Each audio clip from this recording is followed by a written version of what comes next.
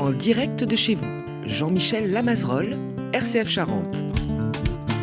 Bonjour à toutes et à tous, bienvenue dans En direct de chez vous, en plein cœur du vieil Angoulême, sur le plateau Rempart du Nord, au 14 rue de Turenne.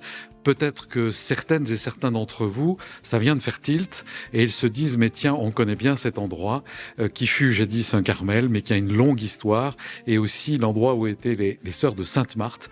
Et je suis avec monsieur Jean-Luc Noireau, qui est directeur adjoint au lycée Sainte-Marthe-Chavagne, chargé des BTS, avec qui de temps en temps nous faisons des émissions, et c'est sur son avis que j'ai rebondi sur sa proposition de venir dans cet endroit qui maintenant, nous sommes dans une salle de classe de cet endroit de rue de Turenne. Mais cet endroit rue de Turenne, il est chargé d'histoire et nous allons remonter le temps grâce à monsieur l'abbé Morin qui est à mes côtés, comme vous savez, prêtre, mais historien également. Et puis, sœur Anne-Geneviève de la communauté Sainte-Marthe qui maintenant s'appelle autrement, mais elle nous dira tout ça, même si elle est un peu aphone. C'est plus compliqué pour faire de la radio, mais je lui ai dit que ça serait bien pour son humilité, car on ne reconnaîtrait pas sa voix quand elle sera diffusée. Bon, ça c'est faire la partie pour plaisanter, mais nous allons remonter jusqu'aux guerres de religion, et ce bâtiment dans lequel nous nous trouvons va nous permettre de faire toute cette histoire à travers ces murs. Et nous allons sortir, après la présentation de Jean-Luc Noireau, jusque dans la rue pour aller dans un endroit datant de l'époque même des guerres de religion, et nous parlons de Saint-Vincent de Paul. Enfin, on va faire toute une histoire avec ces histoires. Bonjour Jean-Luc. Bonjour Jean-Michel et bienvenue rue de Turenne, donc dans ce bâtiment qui est un bâtiment historique à plus d'un titre et notamment qui a été la maison mère des sœurs de Sainte-Marthe pendant de très nombreuses années. Les sœurs de Sainte-Marthe, devenues sœurs de la Charité Sainte-Jeanne-Antide, ont quitté cette maison à l'été 2019. Et depuis, donc, l'ensemble scolaire Sainte-Marthe-Chavagne, plus précisément le lycée général technologique et l'enseignement supérieur, donc, nous utilisons quelques salles ici pour l'enseignement, donc, auprès de nos élèves et de nos étudiants. Merci beaucoup Jean-Luc. Donc maintenant, c'est vous qui occupez ces lieux de façon, j'allais dire, tout à fait naturelle.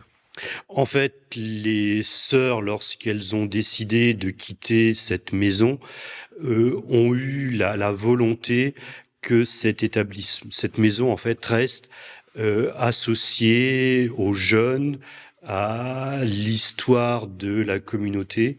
Et donc, Madame Desport, le chef d'établissement, a accepté avec joie cette proposition.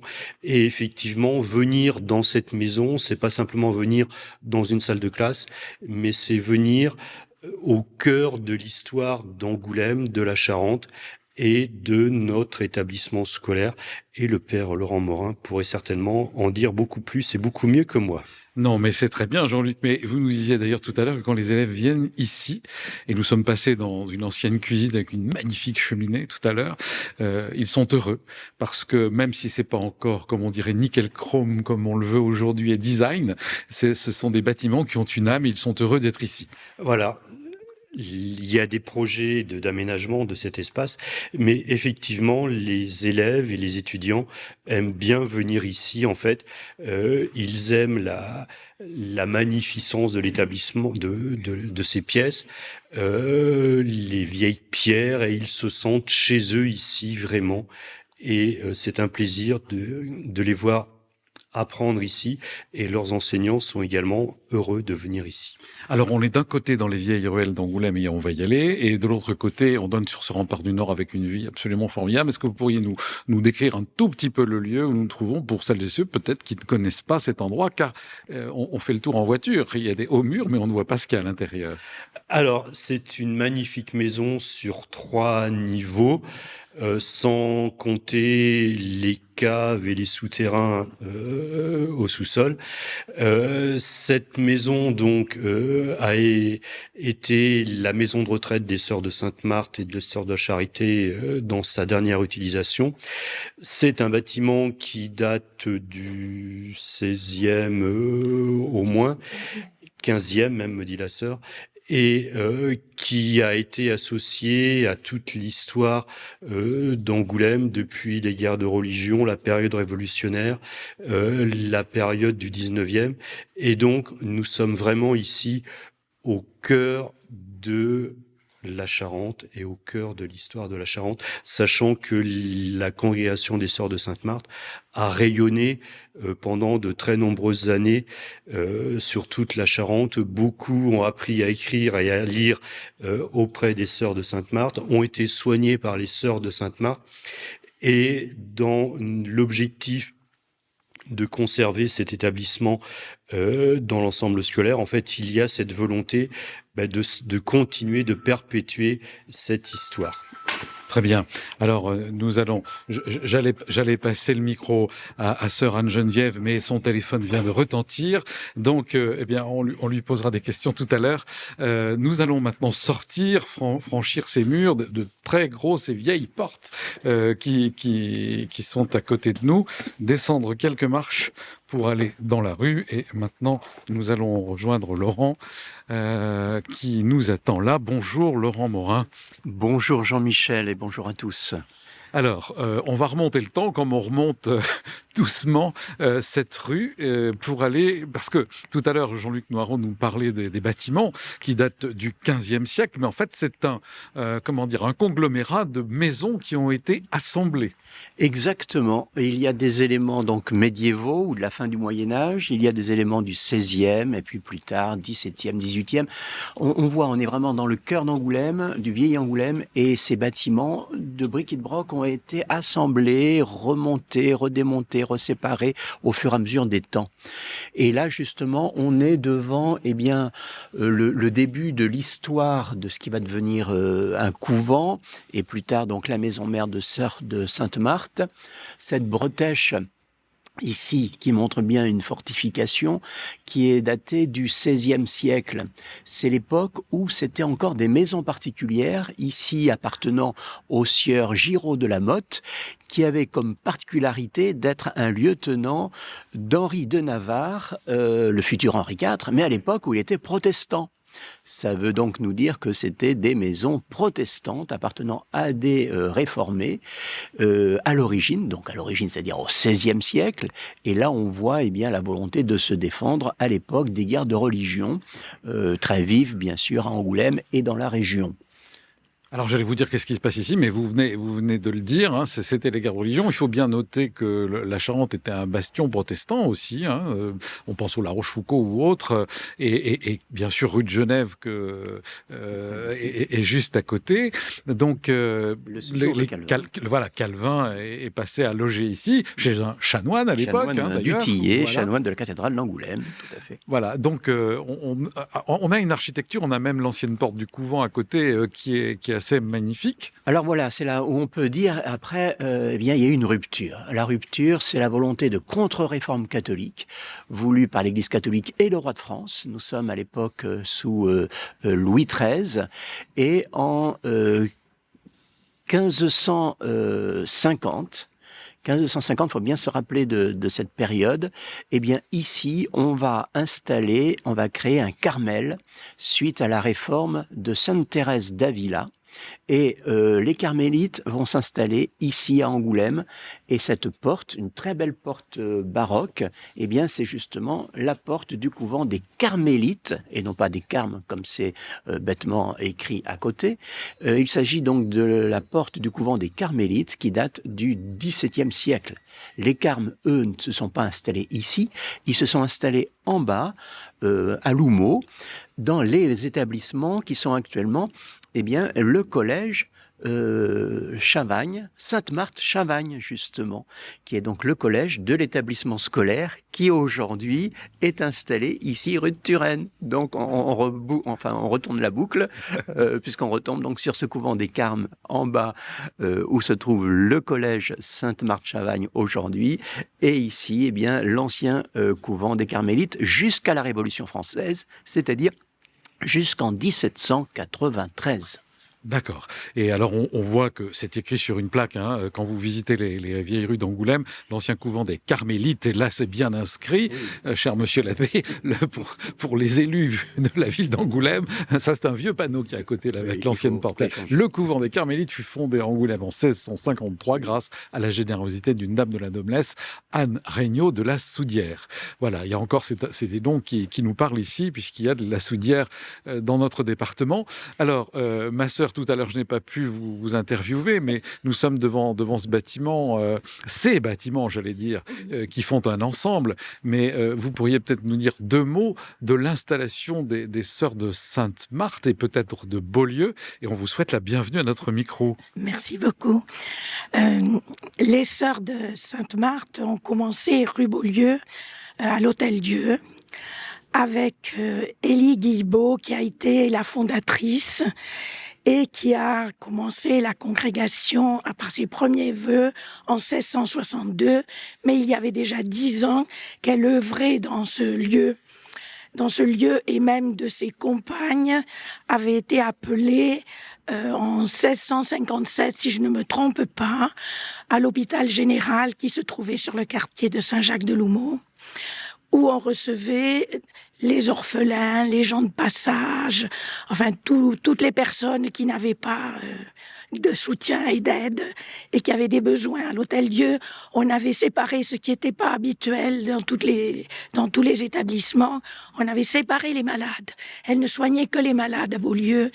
Tous les autres indigents, comme on disait à l'époque, étaient reçus. Et ce qui me paraît très intéressant, puisque notre établissement de la rue Turenne est devenu un lieu scolaire, c'est que pour les orphelins, les enfants, elles avaient mis en place ce que Vincent de Paul avait fait un peu partout en France, mais pas depuis très longtemps. Elles mettaient en place l'apprentissage de la lecture, de l'écriture, du catéchisme. Elle leur apprenait à compter et un métier. Et les enfants qui devenaient un peu grands pouvaient travailler sur le métier qu'ils apprenaient. Souvent, les filles, c'était des travaux d'aiguille. Les garçons, c'était du filage, du tissage. Et elles vendaient le produit. Une partie de cette vente, à peu près la moitié habituellement, était mise en réserve et ça faisait un pécule pour les garçons quand ils voulaient s'installer ou une dot pour les filles quand elles se mariaient. Ce qui était très novateur à l'époque parce que tout le monde n'apprenait pas à lire et à écrire et tout le monde n'apprenait pas forcément un métier et n'avait pas d'argent pour s'installer quand ils démarraient.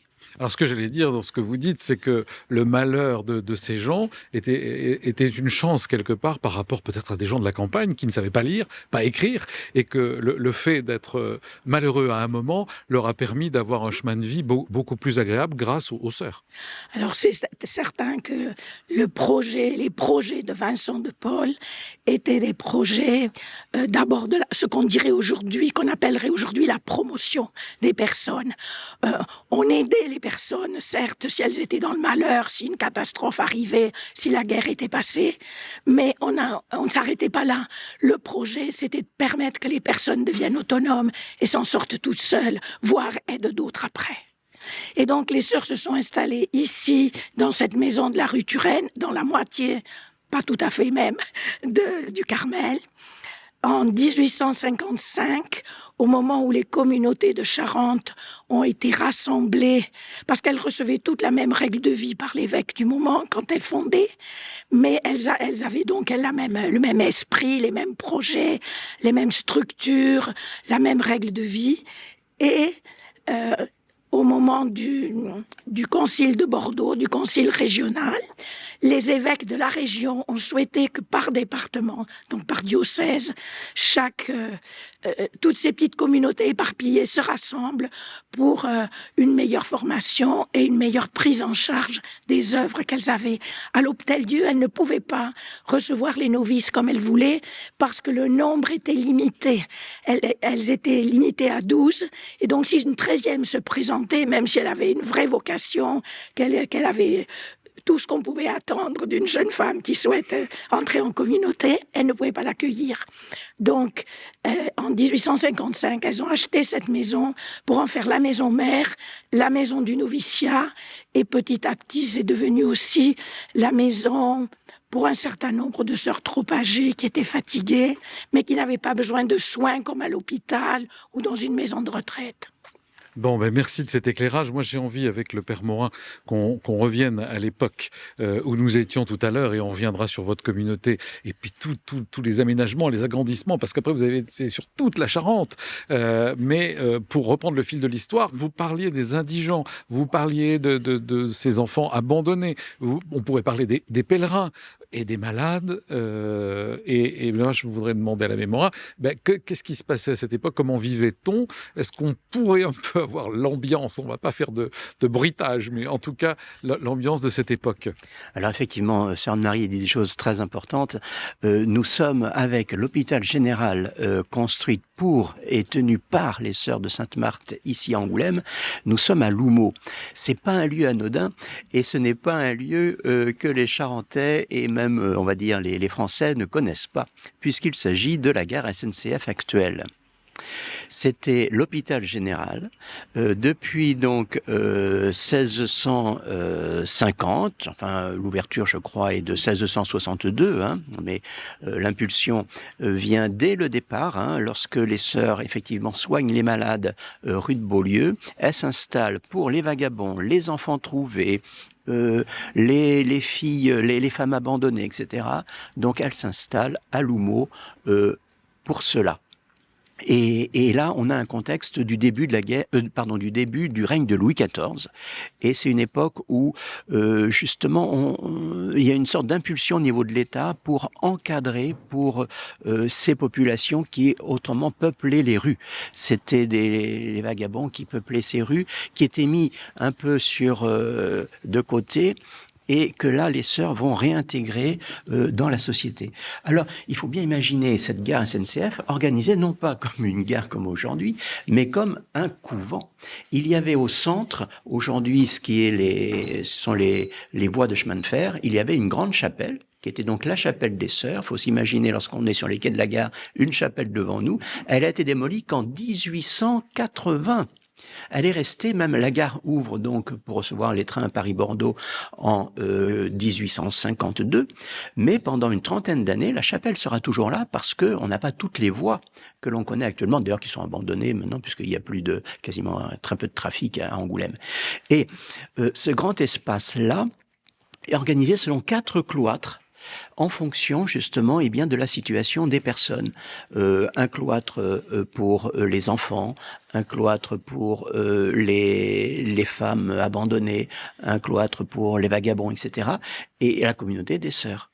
Donc il y a toute une organisation, on va dire communautaire, à la fois d'accueil et de gestion des personnes dans le besoin, d'éducation déjà dans ce lieu qui est un lieu phare, bien sûr pour Angoulême, pour l'Angoumois et pour les sœurs. Et ici, effectivement, à 2 pas de cette maison, rue de Beaulieu, on soigne les malades, notamment, alors la vocation d'Élie Guilbeault, qui est la fondatrice, la vocation d'Élie Guilbeault est liée aux épidémies de peste, et notamment la dernière grande épidémie de peste qui secoue l'Angoumois et Angoulême, c'est celle de 1629-1633. Et c'est là où elle est toute jeune, c'est une jeune femme, une jeune fille, et elle se sent appelée à soigner ces malades de la peste, et elle appelle autour d'elle des amis, des compagnes. Et sa vocation naît de là, et il faut attendre donc des années entre le projet de construire cet hôpital pour les malades dès 1630, avec le maire de l'époque, Jean Guérin, et ensuite, les autorisations nécessaires, le rôle du doyen du chapitre cathédral, le père Nesmo, qui vont évidemment construire progressivement cet hôpital, cet hôtel-Dieu, et en même temps, donc, cette congrégation des Sœurs de Sainte-Marthe, comme le disait Sœur Anne-Marie tout à l'heure, qui est reconnue et fondée en 1652. Alors, ma sœur, en 1652, à part Beaulieu, vous êtes où? Alors, À part Beaulieu, ça démarre à Beaulieu. Après, c'est la fondation qui suit, c'est celle de l'hôpital général Angoulême. Mais très vite, un évêque de Saintes, qui est originaire de la Charente, son nom m'échappe à l'heure actuelle, appelle des sœurs à Saintes pour tenir l'Hôtel-Dieu également. Et donc, il y a eu un rayonnement des sœurs petit à petit en Charente, mais aussi dans la Saintonge. Il y a une fondation à La Rochefoucauld, une fondation à Montbron, une fondation à Ruffec. Toutes ces fondations se succèdent petit à petit et reçoivent de l'évêque qui reste le supérieur, de l'évêque d'Angoulême, la même règle de vie. Alors pour la petite histoire, cette règle de vie est la même que celle des sœurs de Sainte-Marthe de l'Hôtel-Dieu de Périgueux, qui elles ont été fondées en 1653 par deux jeunes filles, Jeanne et Antoinette Juillard, qui venaient de l'Angoumois. On ne sait pas pourquoi. On ne sait pas pourquoi elles sont allées à Périgueux. À l'Hôtel-Dieu, à Périgueux, il n'y avait plus personne pour s'occuper des malades. Les chanoines qui en étaient responsables de cet Hôtel-Dieu, les chanoines de la cathédrale, cherchaient quelqu'un. Elles se sont présentées. On a un contrat qui a été signé chez le notaire en avril 1643, pardon. Et après, elles ont vécu quelques années. C'est extraordinaire parce qu'après, Élie Guilbeault, ses compagnes, l'a quitté. Alors, elle n'arrivait pas à organiser sa congrégation. Donc, l'évêque a demandé à l'évêque de Périgueux si les sœurs de Périgueux pouvaient pas venir aider, parce que c'était une cousine, pouvaient pas venir aider leur cousine. Donc, elles avaient la même règle de vie au départ, qui est une règle de vie inspirée de celle des filles de la Charité de Saint-Vincent de Paul. Mais avec l'éloignement, je pense, les fondations se sont faites ici sous l'égide des évêques et non pas en lien avec les filles de la Charité. On franchissait pas les distances comme aujourd'hui. Donc, c'était les mêmes textes, c'était les mêmes documents. Et puis, elles ont essaimé petit à petit, au fil du temps, dans le diocèse. Elles ont créé une 50aine d'écoles qui ont été fermées au moment de la séparation de l'Église et de l'État, pour quelques-unes, parce que des sœurs se sont sécularisées pour garder les écoles. Mais elles ont travaillé à l'hôpital de Girac quand l'Hôtel-Dieu s'est déplacé de nombreuses années. Elles ont créé beaucoup d'institutions, de maisons de retraite, d'asile pour les personnes en difficulté.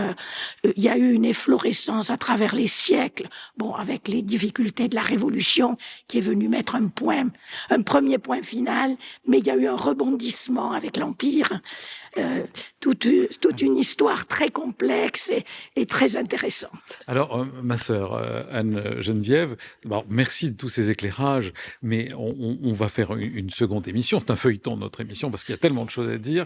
Moi, ce qui ne m'étonne pas, mais je trouve ça merveilleux dans toute cette histoire. Et quand on remonte là, sous Louis XIV ou autre, on voit que finalement, on veut plus que les gens restent dans la rue. On veut essayer de cadrer tout ça, de les mettre à l'abri et d'organiser les choses. Et on voit que on fait comme aujourd'hui, on fait appel aux bonnes volontés. Les bonnes volontés, c'est cette fondatrice qui est fondatrice sans le vouloir finalement, qui attrape une règle sans le vouloir non plus parce qu'il faut bien organiser les choses. Et puis là, elle n'a plus personne dans son entourage. Hop, c'est la cousine qui est partie à Périgueux, dont on ne sait pas pourquoi, mais qui va revenir par l'autre porte pour venir du coup l'aider, comme Henri Cochet. Et je trouve ça merveilleux de voir ces cette humanité, tant souffrante que accueillante et accompagnante, sous l'égide d'un roi qui veut réorganiser les choses, et des évêques qui a aussi ce rôle social si important. Alors, merci de nous avoir fait voyager un peu dans la congrégation, et jusqu'après la Révolution, jusqu'aujourd'hui, mais on revient encore dans le temps, et dans la deuxième partie, dans notre feuilleton, la deuxième émission que nous allons faire, on va reparler plus à partir de la Révolution et jusqu'à aujourd'hui, et même demain avec Jean-Luc Noireau. Mais Père Laurent Morin, vous avez envie d'ajouter des choses. Oui, justement, c'est par rapport à cette révolution, et c'est tout à fait révélateur de ce qu'a dit sœur Anne-Geneviève, c'est effectivement l'importance de ce lien avec la population. Pendant la Révolution, les sœurs de Sainte-Marthe, par les lois de l'État, doivent quitter les lieux et doivent se séculariser déjà une première fois. Et là, eh bien, il y a un appel de la population pour qu'elles reviennent, parce que c'était elles qui les soignaient. Elles soignaient leurs personnes âgées, leurs malades, et ils n'avaient plus personne pour les soigner. Donc Angoulême tient coûte que coûte, bien sûr, à ce que les sœurs de Sainte-Marthe restent présentes pour les soins nécessaires. Et pendant ce temps, le lieu où nous sommes ici... Oui, alors on a bougé, on n'est plus dans la rue, on est re-rentré, et nous nous trouvons, alors je vous laisse le dire, Père Laurent Morin. Eh bien, dans la chapelle, justement, de ce qui est devenu, comme le disait sœur Anne-Geneviève, la maison mère des sœurs de Sainte-Marthe à partir de 1855. Eh bien, là, nous sommes dans la chapelle, et il faut bien se dire que cette maison, donc l'ancien Carmel d'Angoulême, de l'Ancien Régime, était devenue, pendant cette révolution, pendant la terreur, la prison. C'était la prison où notamment étaient séquestrés les prêtres réfractaires, entre autres, ou des personnes qui attendaient un jugement ou la guillotine. Donc c'est un lieu aussi assez triste de notre histoire. 1793, 1795, on a 2 années de troubles où cette maison est transformée en prison. Et heureusement, après, il y a eu la Renaissance, donc au milieu du 19e siècle. Alors, il faut attendre presque 50 ans. Il y a eu plein de projets. L'évêque voulait en faire dans les années 1810 le petit séminaire, le séminaire donc du diocèse d'Angoulême, suite à la fermeture de celui de Saint-Martial. Et puis, bon, ça s'est pas fait. Ensuite, il y a eu le projet d'y construire une école, l'école normale de la Charente. On est toujours ici dans l'enseignement. Il y a eu un projet de reconstruction par Paul Abadie, père, de ces locaux pour en faire une école normale dans les années 1830. Et puis le projet, là aussi, n'a pas abouti.